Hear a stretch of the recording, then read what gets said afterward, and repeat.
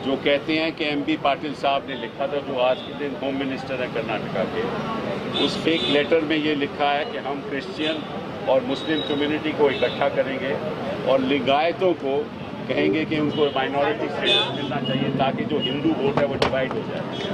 ये completely fabricated और fake letter था और इसके बारे में हमने 10 जुलाई 2017 में पहले कंप्लेंट भी की थी और उस समय भी हम यहाँ इलेक्शन कमीशन में आए थे और कहा था कि ये फेक है। उस समय कोई कार्रवाई नहीं हुई। अब 16 अप्रैल 2019 को दोबारा ये फेक लेटर एक विजयवाणी न्यूज़पेपर है उसमें छपा और दिग्विजय न्यूज़ चैनल पे चला, दोबारा ये फेक लेटर। और ये जो ओनर है विजयवाणी का और दिग्विजय न्यूज़ का, वो है, उसका नाम है मिस्टर विजया संकेश्वर और उसके बेटे का नाम है आनंद संकेश्वर। और वो अपने आप को प्रधानमंत्री के साथ फोटो दिखाते हैं अपनी, और जो विजय शंकेश्वर हैं वो भाजपा के मेंबर ऑफ पार्लियामेंट भी थे। तो ये भाजपा के लोग प्रधानमंत्री के नज़दीक ये सारा झूठ फैला रहे हैं और वही फेक लेटर के आधार पे सारा वायरल हो गया, सारे चैनल्स में वायरल हो गया, न्यूज़पेपर में छपा। और जब हमने वहाँ चीफ इलेक्टोरल ऑफिसर को कंप्लेंट किया, उन्होंने ये फैसला दिया कि ये गलत है, इसको दोबारा पब्लिश नहीं करना जब तक इलेक्शन खत्म नहीं होना। लेकिन पब्लिश तो हो चुका था, वायरल तो हो चुका था, मीडिया में, सोशल मीडिया में वायरल हो चुका था। तो हमने आग्रह किया है चुनाव आयोग को कि इनके खिलाफ फोर्जरी का केस दाखिल होना चाहिए क्योंकि ये फेक लेटर है, खास also under 153A communal disharmony के लिए, और साथ में 295A का केस होना चाहिए और 1 कंस्पिरेसी का केस होना चाहिए। इसमें भाजपा भी शामिल है। और इसके बाद हुआ क्या कि येडियूरप्पा ने वही फेक लेटर लेकर प्रचार किया, और पुराना जो मुख्यमंत्री थे कर्नाटका के, उन्होंने भी ऐसा ही प्रचार किया। तो Twitter account, official Twitter account BJP और बीजेपी के लोगों ने भी प्रचार किया।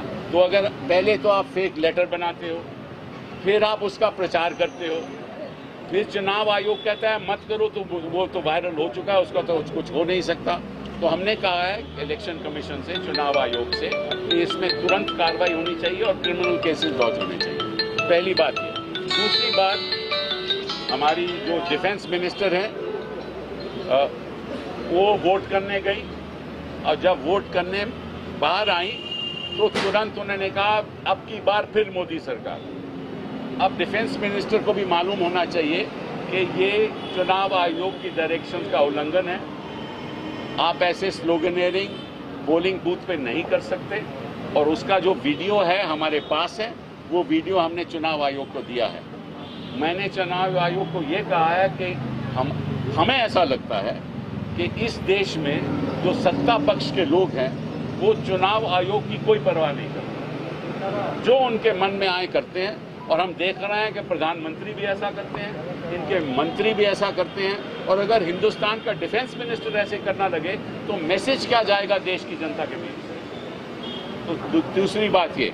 और तीसरी बात, आपको मालूम है कि चुनाव आयोग ने ये डायरेक्शन दी है कि जो इन्वेस्टिगेशन एजेंसीज हैं उन्होंने उनको निष्पक्ष तरीके से अगर रेड करना है तो निष्पक्ष तरीके से होना चाहिए।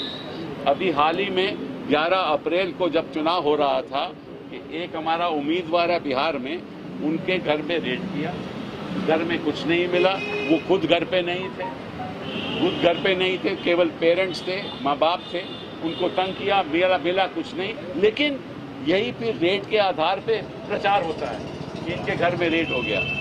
तो इस देश की जो इन्वेस्टिगेटिंग एजेंसीज हैं उनका ये सरकार दुरुपयोग कर रही है।